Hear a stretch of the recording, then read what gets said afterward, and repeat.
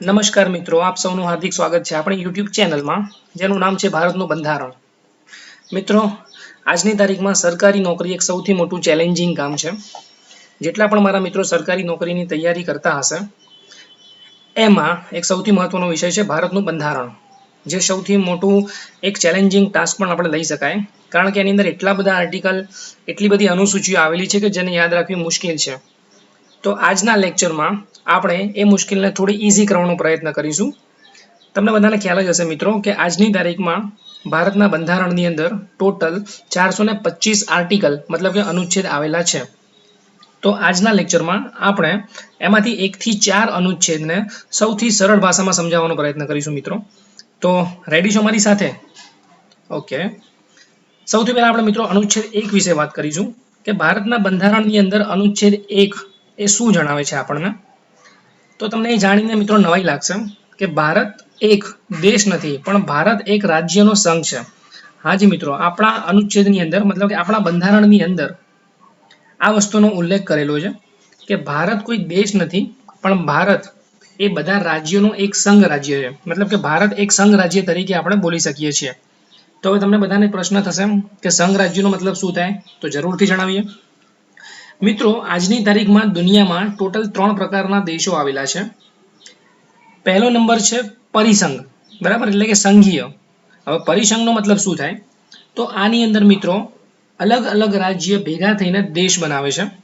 પણ હાલની તારીખમાં વિશ્વમાં આવો કોઈ દેશ છે જ નહીં કે જે પરિસંઘની મેથડ ઉપર કામ કરતો હોય. હાજી દોસ્તો, બધા રાજ્યો ભેગા થઈને અહીંયા નક્કી કરે છે કે કેન્દ્ર સરકારને આપણે કેટલી સત્તા આપવી. તો એને કહેવાય છે પરિસંઘ. તમને એક સિમ્પલ ઉદાહરણના રૂપમાં હું સમજાવું કે જેમ કે ઈંટોનો ઢગલો કરેલો હોય, બરાબર, એક પછી એક ઈંટ ને તમે વ્યવસ્થિત સ્ટ્રક્ચરના રૂપમાં બનાવો, અને જો એ સ્ટ્રક્ચરમાંથી તમે કોઈ પણ એક ઈંટને બહાર ખેંચી લેશો તો એ સ્ટ્રક્ચર આખું વીક પડી જશે દોસ્તો. હા, આ મેથડ એ જ પ્રિન્સિપલ ઉપર કામ કરે છે, તો એને કહેવાશે પરિસંઘ. બીજી મેથડ છે જેનું નામ છે ફેડરલ. ગુજરાતીમાં એને આપણે સંઘ કહીશું, હિન્દીમાં પણ એને સંઘ જ કહેવાય છે. તો ફેડરલ સિસ્ટમ હાલની તારીખમાં દુનિયામાં કઈ જગ્યાએ ચાલે છે? તો જેમ કે USA, United state of the America. Okay, અહીંયા પણ એના જેવું જ છે કે અલગ અલગ રાજ્ય ભેગા થઈને દેશ બનાવે છે. પણ અહીંયા ફરક શું પડશે? અહીંયા અલગ, જો કદાચ કોઈ રાજ્ય કાલ ઉઠીને એમ કે ભાઈ અમારે તમારા સંઘની અંદર નથી રહેવું, અમારે એક અમારો અલગ દેશ જાહેર કરવો છે, તો એ વસ્તુ ત્યાં પોસિબલ છે. મતલબ કે ત્યાં સપોઝ કે અમેરિકાની અંદર 50 રાજ્યો આવેલા છે. આપણી સામે આવી રહ્યો અમેરિકાનો નકશો, બરાબર, તમે જોઈ શકો છો અમેરિકાના ટોટલ અલગ અલગ રાજ્યો.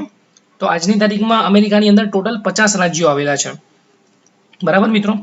તો 50 રાજ્યોમાંથી કાલ ઉઠીને કદાચ કોઈ રાજ્ય એમ કે મારે તમારા સંઘની અંદર નથી રહેવું, બરાબર, મારે એક અલગ દેશ તરીકે જાહેર થવું છે, તો એ વસ્તુ ત્યાં પોસિબલ છે, શક્ય છે. તો અમેરિકાની અંદર તમને જાણીને નવાઈ લાગશે કે દરેકે દરેક રાજ્યનો ઝંડો મતલબ કે રાષ્ટ્રીય ધ્વજ ત્યાંનો અલગ હોય છે. તો દરેક દરેક રાજ્યનો ધ્વજ પણ અલગ છે, દરેકે દરેક રાજ્યનું બંધારણ પણ અલગ છે, દરેકે દરેક રાજ્યની નાગરિકતા પણ અલગ છે.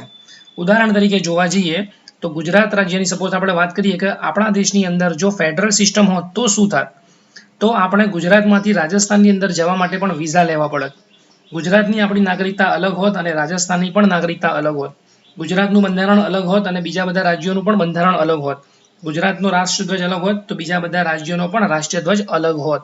તો આ જ વસ્તુ અમેરિકાની અંદર હાલની તારીખમાં થઈ રહી છે. અહીંયા રાજ્ય સરકાર પાસે વધુ પાવર છે કમ્પેર ટુ ધી કેન્દ્ર સરકાર. જેમ કે આપણે અહીંયા કેન્દ્ર સરકાર વધારે મજબૂત છે. ફેડરલ સિસ્ટમની અંદર રાજ્ય સરકાર વધુ શક્તિશાળી છે કેન્દ્ર સરકાર કરતા. અહીંયા કોઈ રાજ્ય અલગ દેશ તરીકે જાહેર થઈ શકે છે, એના માટે થોડી ઘણી પ્રક્રિયાઓ કરવી પડે છે, એ આપણે બીજા લેક્ચરમાં ક્યારેક જોઈશું, બરાબર. તો આ સિસ્ટમને કહેવાય છે ફેડરલ સંઘ. આનું ઉદાહરણ રૂપે તમને કહી શકું કે ઈંટોનું તમે એક વ્યવસ્થિત સ્ટ્રક્ચર બનાવેલું છે, પણ એ સ્ટ્રક્ચરની ઉપર પ્લાસ્ટર કરેલું છે, બરાબર. તો પ્લાસ્ટરમાંથી ઈંટ કાઢવી હોય તો તમે છીણી હથોડી લઈને પ્રયત્ન કરશો તો નીકળી જશે. મતલબ કે એક ઈંટ સપોઝ રાજ્ય લઈ લો, તો એ રાજ્યને આપણે એ સંઘમાંથી બહાર નીકાળવું હોય, એ રાજ્ય સંઘમાંથી બહાર નીકળવું હોય તો થોડી ઘણી પ્રક્રિયાઓ કરીએ તો એ રાજ્ય એ સંઘમાંથી છૂટું થઈ શકે છે, બરાબર દોસ્તો. હવે આપણે આપણા ભારત વિશે વાત કરીશું. ભારતની જે વ્યાખ્યા છે, બરાબર, તો ભારતની વ્યાખ્યામાં એવું લખેલું છે કે ભારત એક યુનિયન રાજ્ય છે. યુનિયન રાજ્ય. તો હવે તમને અહીંયા ખ્યાલ આવવો જોઈએ કે યુનિયનનો મતલબ શું થશે. તો મિત્રો યુનિયનનો મતલબ કંઈક અહીંયા એવો થશે, યુનિયનનું ગુજરાતી અને હિન્દી બંનેમાં આગળ આપણે કન્વર્ઝન કરીએ તો એને સંઘ જ કહેવાય છે, બરાબર. તો ભારત એક યુનિયન દેશ છે. યુનિયનનો પહેલા મતલબ શું થાય, જેમ કે તમને ખબર હશે કે કોઈ કેન્દ્ર શાસિત પ્રદેશમાં તમે ગયા હોય તો ત્યાં એવું લખાય છે કે union territory of the India. તો યુનિયનનો પહેલા આપણે મતલબ અહીંયા તમને સમજાવીશ. યુનિયનનો મતલબ અહીંયા એવું થશે મિત્રો કે જો ભારતની અંદર કોઈ રાજ્ય અલગ દેશ થવાની માંગ કરે તો તે શક્ય નથી. મતલબ કે કોઈ પણ રાજ્ય ભારતથી છૂટું પડી શકે એવી કોઈ શક્યતા બંધારણની અંદર છે નહીં મિત્રો. જમ્મુ કાશ્મીર પહેલા અલગ હતું, ભારતની જ્યારે વિભાજન થયું, ભારત આઝાદ થયું ત્યારે જમ્મુ કાશ્મીરને અલગ કાઢ્યું હતું, બરાબર. પણ 2019માં જમ્મુ કાશ્મીરને પણ ભારતમાં સામેલ થઈ ગયું છે. એટલે હાલની તારીખમાં ભારત હવે એક સંપૂર્ણ દેશ બન્યો છે. યુનિયનની અંદર શું હોય છે કે અહીંયા કેન્દ્ર સરકાર વધુ શક્તિશાળી છે રાજ્ય સરકારોની કમ્પેરિઝનમાં. હવે મિત્રો તમને જાણીને નવાઈ લાગશે કે આપણા જે બંધારણના ઘડવૈયાઓ છે એમણે ફેડરલ સિસ્ટમ ના અપનાવીને યુનિયન સિસ્ટમ કેમ અપનાવી. એનું કારણ મિત્રો કંઈક એવું છે, તો એ લોકો વધારે બુદ્ધિશાળી હતા. એમને ખબર હતી કે ભારત એક વિવિધતાઓનો દેશ છે. અહીંયા અલગ અલગ રાજ્યોની અલગ અલગ વિવિધતાઓ છે. જેમ કે ગુજરાતમાં આપણે ગુજરાતીઓ, સાઉથ ઇન્ડિયામાં જતા રહો તો ત્યાં લુંગીવાળો વ્યવહાર ચાલે છે, પંજાબની અંદર પંજાબીઓ ચાલે છે, પાઘડીવાળા છે, રાજસ્થાનની અંદર મારવાડી, બરાબર. તો અલગ અલગ રાજ્યોની અંદર અલગ અલગ વિવિધતાઓ અને અલગ અલગ વિશેષતાઓ છે. કાલે ઉઠીને કદાચ એવો પ્રશ્ન બને કે અલગ અલગ રાજ્યો પોતપોતાની સંસ્કૃતિ અને પોતપોતાની વિવિધતાઓ પ્રમાણે અલગ અલગ દેશ થવાની માંગણી કરે તો અખંડ ભારતનું જે સપનું હતું એ સપનું ત્યાં સાકાર નહીં થાય. તો બંધારણના ઘડવૈયાઓને એ વસ્તુ જાણે પહેલેથી જ ખબર હતી, એટલા માટે એમણે ફેડરલ સિસ્ટમ ના અપનાવીને યુનિયન સિસ્ટમ અપનાવી, જેથી કરીને ગમે તેટલી વિવિધતાઓ હોય તો પણ અખંડ ભારત એટલે કે બધા રાજ્યો સાથે મળીને જ રહેશે એવું આપણા બંધારણની અંદર અનુચ્છેદ 1ની અંદર ઉલ્લેખ કરેલો છે. ફેડરલ સિસ્ટમની કમ્પેરિઝનમાં અહીંયા શું છે કે કેન્દ્ર સરકાર વધુ શક્તિશાળી છે રાજ્ય સરકાર કરતા. મિત્રો તમને બધાને ખ્યાલ હશે કે ગુજરાતની અંદર હાલની તારીખમાં 28 રાજ્યો, ભારતની અંદર 28 રાજ્યો, 9 કેન્દ્ર શાસિત પ્રદેશ અને અર્જિત રાજ્ય 0 છે. તો પહેલા એક વાત કરીએ આપણે કે જેમ કે ગુજરાત એક ભારતનું રાજ્ય છે, તો આ વસ્તુ કોઈ જગ્યાએ લખેલી હોવી જોઈએ. એનું પ્રૂફ શું કે ગુજરાત ભારતનું એક રાજ્ય છે એવું કઈ જગ્યાએ લખેલું છે મિત્રો? તો અનુસૂચિ 1 એટલે કે શેડ્યુલ 1 ની અંદર ભારતના દરેકે દરેક રાજ્યોના નામની સૂચિ આવેલી છે, ત્યાં આ વસ્તુ મેન્શન કરેલી છે, બરાબર. કેન્દ્ર શાસિત પ્રદેશ 9 મતલબ કે છેલ્લે 2019માં લદ્દાખ અને જમ્મુ કાશ્મીરને પણ જ્યારે ભારતમાં સામેલ કરવામાં આવ્યા તો એ હાલની તારીખમાં કેન્દ્ર શાસિત પ્રદેશની અંદર એની ગણના થાય છે. એટલે 29 રાજ્યોમાંથી 28 રાજ્યો થઈ ગયા અને 8 કેન્દ્ર શાસિત પ્રદેશમાંથી 9 કેન્દ્ર શાસિત પ્રદેશો થઈ ગયા. હવે તમને અહીંયા જાણીને નવી લાગશે કે અર્જિત રાજ્ય 0 છે. તો પહેલા સમજાવો કે સાહેબ અર્જિત રાજ્ય શું છે. તો અર્જિત રાજ્યનો મતલબ એવો થાય કે કાલ ઉઠીને કદાચ ભારત અને પાકિસ્તાનનું યુદ્ધ થાય, બરાબર, અને ભારત પાકિસ્તાનની કોઈ જમીન ઉપર કબજો કરી લે તો એ જગ્યા અને એ જમીનને ભારતની અંદર સામેલ કરી હોય તો એ રાજ્યને એ જગ્યાને અર્જિત રાજ્ય કહેવાશે. તો અર્જિત રાજ્ય હાલની તારીખમાં ભારતમાં 0 છે, મતલબ કે ભારતે ક્યારેય શરૂઆત કરી જ નથી. હા, ખતમ યુદ્ધની કહાની ભારતે જરૂર કરેલી છે પણ ક્યારેય યુદ્ધ સામે ચાલીને ભારતે ક્યારેય કરેલું નથી, બરાબર મિત્રો. હવે આપણે જાણીશું અનુચ્છેદ 2 વિશે એટલે કે આર્ટિકલ 2. એકદમ સરળ ભાષામાં સમજાવવાનો પ્રયત્ન કરું છું મિત્રો, લાઈફ ટાઈમ તમને યાદ રહેશે, બરાબર. એ પ્રકારની આપણો એફર્ટ છે, તો please continuous two watch my video. અનુચ્છેદ 2 ની અંદર મિત્રો શું લખેલું છે કે સંસદ પાસે એ સત્તા છે કે કોઈ પણ વિદેશી રાજ્યનો ભારતમાં સમાવેશ કરી શકે છે જો વિદેશી રાજ્યની ઈચ્છા હોય તો. એના માટે પ્રેસિડેન્ટને એટલે કે રાષ્ટ્રપતિને ખાલી પૂર્વ સૂચના આપવાની હોય છે. આનો મતલબ શું થાય મિત્રો કે સપોઝ ભારતની સરહદ ઉપર, જેમ કે અહીંયા હું ભારતનો નકશો બતાવું છું તમને, બરાબર. તો અહીંયા સિક્કિમ, નેપાલ, ભૂતાન, બાંગ્લાદેશ આ બધા અલગ અલગ રાજ્યો હાલની તારીખમાં છે.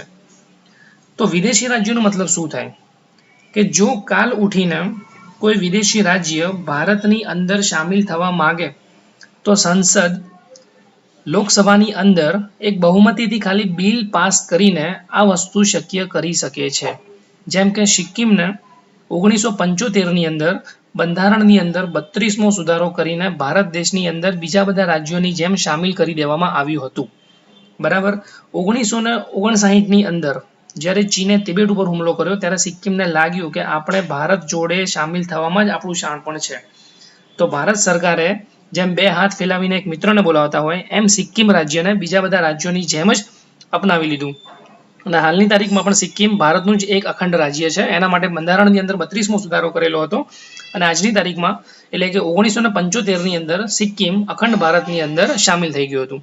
મતલબ કે અગર કોઈ વિદેશી રાજ્ય જો ભારત સાથે સામેલ થવા માંગતું હોય તો સંસદ લોકસભાની અંદર ખાલી એક બિલ પાસ કરીને એ રાજ્યને ભારતની અંદર સામેલ કરી શકે છે. એના માટે ખાલી રાષ્ટ્રપતિને એમને પૂર્વ સૂચના આપવાની હોય છે. તો આ હતો આર્ટિકલ 2 મતલબ કે અનુચ્છેદ 2. હવે આપણે વાત કરીશું આર્ટિકલ 3 વિશે એટલે કે અનુચ્છેદ 3 વિશે. અનુચ્છેદ 3 શું છે એના વિશે થોડું ધ્યાનથી સાંભળજો મિત્રો. એકદમ સરળ ભાષામાં સમજાવવાનો પ્રયત્ન કરું છું તમને લોકોને. અનુચ્છેદ 3 શું છે? તો અનુચ્છેદ 3 ની અંદર મિત્રો એવું લખેલું છે કે સંસદ ભારતના કોઈ પણ રાજ્યનું નામ, રાજ્યની સરહદ અને રાજ્યનો એરિયા બદલી શકે છે. હા મિત્રો, સંસદ મતલબ કે પાર્લામેન્ટ. તો પાર્લામેન્ટ સંસદ પાસે એ અધિકાર છે કે ભારતના કોઈ પણ રાજ્યનું નામ, રાજ્યની સરહદ અને રાજ્યનું ક્ષેત્ર એટલે કે એરિયા પણ એ બદલી શકે છે. એના માટે પ્રેસિડેન્ટ એટલે કે રાષ્ટ્રપતિને ખાલી પૂર્વ સૂચના આપવાની હોય છે. અગર રાજ્ય સરકાર વિરોધ કરે તો પણ કેન્દ્ર સરકારની પાસે આ સત્તા હોય છે અને એના માટે સંસદમાં ખાલી બહુમતીથી એક બિલ પાસ કરવાનું હોય છે મિત્રો. ઉદાહરણના રૂપમાં સમજાવીશ કે સપોઝ કેન્દ્ર સરકાર એમ કહી દે કે આપણે આ રાજ્યનું નામ બદલીને આ રાખી દઈએ, કે આ રાજ્યની સરહદ વધારી દઈએ, આ રાજ્યની સરહદ ઘટાડી દઈએ, બરાબર, રાજ્યનું ક્ષેત્ર વધારી દઈએ, એરિયા વધારી દઈએ કે ઘટાડી દઈએ, તો સંસદ પાસે આ દરેક વસ્તુનો અધિકાર છે.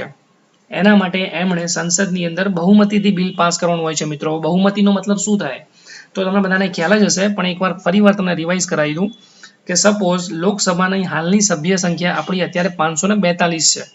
તો બહુમતી મતલબ કે 1/2, 2/3 કહેવાય એને, એટલે કે 273 જો સંસદ સભ્યો આ બિલને પાસ કરવા માટે સંમતિ આપે તો આ બિલ લોકસભાની અંદર પાસ થઈ જશે. પણ એના માટે પહેલા એની પ્રોસેસ કંઈક એવી હોય છે કે સૌથી પહેલા જે તે રાજ્યની આ પ્રોબ્લેમ હોય એ જે તે રાજ્યના લેજિસ્લેચરમાં એટલે કે એની વિધાનસભાની અંદર પહેલા આ બિલ રજૂ કરવું પડતું હોય છે. એ રાજ્યની વિધાનસભા એ બિલને લોકસભામાં પાસ કરતી હોય છે, લોકસભામાં પસાર કરતી હોય છે. લોકસભાની અંદર એ બિલ પર વિચારણા કરવામાં આવે અને બહુમતીથી એ બિલ પાસ થઈ જાય તો લોકસભા એ બિલને પછી રાષ્ટ્રપતિને આગળ ફોરવર્ડ કરતી હોય છે. રાષ્ટ્રપતિ પાસે એક સત્તા છે કે એ બિલને એક વખત મતલબ કદાચ રાષ્ટ્રપતિને યોગ્ય ના લાગે તો સંસદને ફરી વિચાર કરવા માટે લોકસભાની અંદર એ બિલ ફરી પાછું મોકલી શકે છે. જો કદાચ સંસદ ફરી પાછું એ બિલ વિચારીને રાષ્ટ્રપતિને ફરી પાછું મોકલે છે તો પછી એ કન્ડિશનમાં રાષ્ટ્રપતિએ ફરજિયાત એની ઉપર સંમતિ આપવી પડતી હોય છે. મતલબ કે સંસદની પાસે એ સત્તા છે કે કોઈ પણ રાજ્યનું નામ, કોઈ પણ રાજ્યની સરહદ અને કોઈ પણ રાજ્યનો એરિયા બદલી શકે છે અને એના માટે ખાલી એને રાષ્ટ્રપતિને પૂર્વ સૂચના આપવાની હોય છે. જેમ કે તમને ખ્યાલ હશે કે બિહારમાંથી ઝારખંડ અલગ થયું હતું, બરાબર, ઉત્તર પ્રદેશમાંથી ઉત્તરાંચલ અલગ થયું હતું, મધ્યપ્રદેશમાંથી છત્તીસગઢ અલગ થયું હતું, જમ્મુ કાશ્મીર એક અલગ રાજ્ય હતું.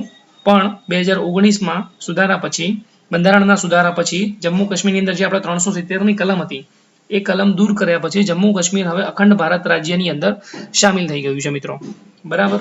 તો રાજ્યની અંદર બદલાવ સંસદ કરી શકે છે. આર્ટિકલ 3 ની અંદર આ વસ્તુનો ઉલ્લેખ કરેલો છે. હવે આપણે લાસ્ટ અનુચ્છેદ 4 એટલે કે આર્ટિકલ 4 વિશે વાત કરીશું મિત્રો. આર્ટિકલ 4 ની અંદર શું છે કે આર્ટિકલ 2 અને આર્ટિકલ 3 મતલબ કે બીજો અનુચ્છેદ અને ત્રીજો અનુચ્છેદ પાસ કરવા માટે રાષ્ટ્રપતિની સંમતિ હોવી જરૂરી નથી. મિત્રો થોડું ધ્યાનથી સાંભળજો. બીજો આર્ટિકલ શું હતો કે સંસદ વિદેશી રાજ્યને ભારતની અંદર સામેલ કરી શકે છે જો એની ઈચ્છા હોય તો. અને આર્ટિકલ 3 શું હતો કે સંસદ કોઈ પણ રાજ્યની સરહદ, એનું નામ અને એનો એરિયા એટલે કે ક્ષેત્રફળ ચેન્જ કરી શકે છે અને એના માટે રાષ્ટ્રપતિની પૂર્વ સૂચના હોવી જરૂરી છે. પણ આર્ટિકલ 4 ની અંદર શું લખેલું છે કે રાષ્ટ્રપતિની સંમતિ હોવી જરૂરી નથી. કેમ?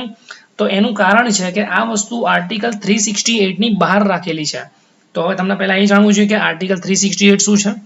તો આર્ટિકલ 368 ની અંદર રાષ્ટ્રપતિના પાવર આપેલા છે. તો રાષ્ટ્રપતિના પાવરની અંદર આ વસ્તુનો ઉલ્લેખ કરેલો નથી.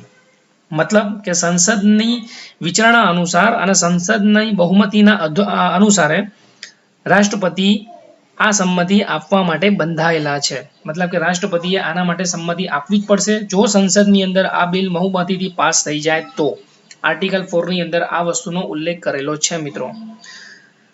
આશા છે કે તમને વિડીયો પસંદ આવ્યો હશે અને ભારતના બંધારણના આર્ટિકલ 1, 2, 3, 4 મેં સૌથી સરળ ભાષામાં તમને સમજાવવાનો પ્રયત્ન કર્યો છે. આઈ હોપ તમને વિડીયો ગમ્યો હશે. જો તમને મારો વિડીયો ગમ્યો હોય તો પ્લીઝ લાઇક કરો, શેર કરો અને સબસ્ક્રાઇબ કરો. એક હિન્દુસ્તાની તરીકે, એક ભારતીય તરીકે તમારા સૌનો ખૂબ ખૂબ આભાર. Thank you so much. જય હિન્દ, જય ભારત.